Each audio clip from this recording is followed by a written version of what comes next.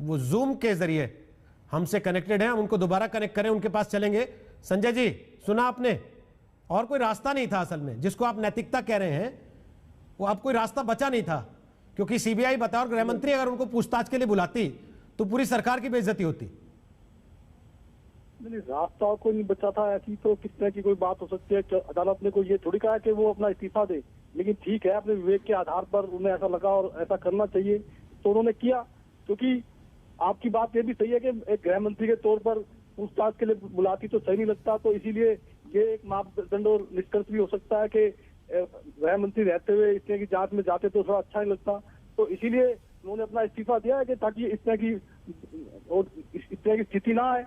तो अदालत ने थोड़ी ना आदेश दिया कि अदालत के वो अपने मुख्य पद से इस्तीफा दें, तो ये उनका मन है, विवेक है, मन के ऊपर है, विवेक के ऊपर है। आपको नहीं लगता कि आपकी सरकार में बड़ी सारी दिक्कतें इसीलिए हैं कि कुछ लोग बड़े मन से ही चले जा रहे हैं अपने? मन से कैसे चले जा रहे हैं? मतलब मन से जाने का तो ताल्लुक मन, अब इस तरह की परिस्थितियां अगर होंगी और ऐसा लगेगा सरकार को या मिनिस्टर साहब को लगता है कि इस तरह वो करना चाहिए, इस्तीफा देना चाहिए, तो इस तरह के तो चीजें चलती रहती है सरकार के अंदर। अब इस चीज को समझना चाहिए, किसी भी सरकार के अंदर अगर कहीं हो तो इस चीज को बीजेपी को भी समझना चाहिए। इनके ऊपर ना जाने कितने आरोप प्रत्यारोप लगे हैं, कहाँ नहीं लगे, इन्होंने कब नैतिकता के आधार पर कोई इस्तीफा दिया? 2 इस्तीफे गिनवाए हैं कि नैतिकता के आधार पर इन्होंने इस्तीफे दिए हो, जब बहुत ज्यादा दबाव पड़ा हो तब इन्होंने इस्तीफे दिए। बेंगलुरु के अंदर सेक्स स्कैंडल कांड के अंदर किसने इस्तीफा दिया? किस मंत्री ने जब बहुत ज्यादा दबाव पड़ा उसके बाद इस्तीफा दिया? लाल किले के ऊपर खालिस्तान को झंडा फहर गया, किसने इस्तीफा दिया? चूक नहीं थी क्या वो सरकार की? कितनी बड़ी चूक थी? पुलवामा के बाद किसने इस्तीफा दिया? किसी ने भी इस्तीफा नहीं दिया।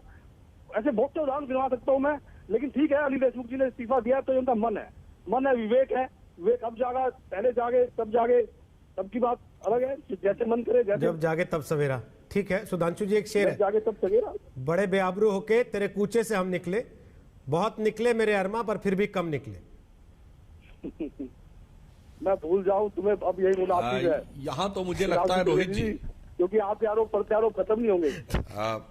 उन्होंने एक बड़ी बात कह दी है सुधांशु जी, रॉ में बह के वो कह रहे हैं मैं भूल जाऊं तुम्हें, अब यही मुनासिब है। देखिए, यानी कि देशमुख जी को नमस्ते है। अब बोलिए सुधांशु जी अपनी बात। नहीं, मैं सुधांशु जी की बात कर रहा हूँ, पुराने संगठन के साथी की बात। अच्छा ठीक है सुधांशु जी बोलिए।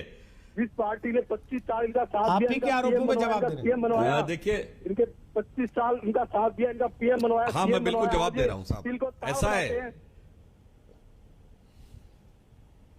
फिर कहते हैं कि मुख्यमंत्री साहब बोलते क्यों नहीं? 32 साल छोड़िए, अभी Bombay municipal corporation, Brihan Mumbai municipal corporation में 3 साल पहले हुए चुनाव में आपके सिर्फ ये 2 लोग ज्यादा थे, हमने आपका मेयर बनाया। कभी हमने नहीं कहा कि बराबर होना चाहिए। खैर, वो तो स्वर्गीय बाला साहब ठाकरे जी के जमाने का एग्रीमेंट था कि जिसकी सीटें ज्यादा होंगी उसका सीएम होगा। वो विषय तो कहानी अब पुरानी हो गई, हम आज के विषय के ऊपर आते हैं।